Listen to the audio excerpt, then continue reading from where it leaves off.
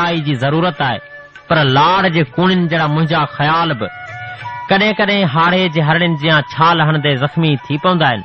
ऐं मूं ॿुधो आहे त तो मोर पालिया आहिनि, पर लॻे थो त अञा हरणनि जे फटनि ते पाउ रखणु न ई सिखियो। ऐं इहो बि न विसारजांइ त तूं कंहिं मंज़िल ते पहुचण लाइ उॾामी रहियो आहीं ऐं मूंखे समूरनि मंज़िलुनि तां दर्द जे ताड़ी जो आवाज़ ॾेई उॾारियो वियो आहे। तुंहिंजा मौज़ू सारियुनि ते लहंदड़ झार जे झरोकनि जहिड़ा आहिनि। त इहो बि मतां भुलिजी त मुंहिंजे मन धरती जा वाहुड़ बेवफ़ाई जी बंदी में सुकी विया आहिनि।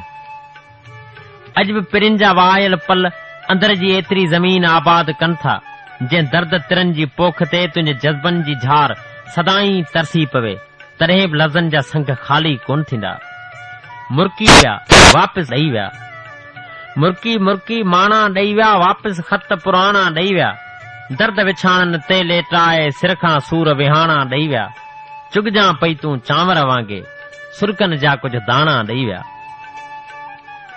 यकीनन तूं सोची पियो त ॻाल्हि डिघी थी वई, मौज़ू खुटे त सीअ खां रिड़ी सवड़ भेड़ो थियां।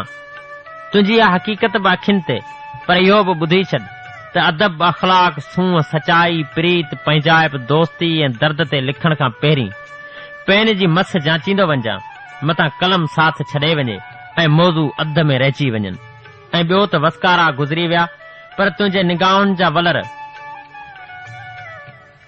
थर कोन आया, हाणे खेट लही विया आहिनि। अञा बि तुंहिंजे अखियुनि जूं कूंजूं कंहिंमहिल वारी ॾांहुं रुख रखनि त ताज़नि तिरनि जा ॿ बुक मूं अव्हां लाइ अमानतूं रखी छॾिया आहिनि। दिलि चाहे त चुगी वञिजो, मर मथा ॾेई पुनूं कारण पब में त सरतियूं सभई वाखाणी नई वेठियूं।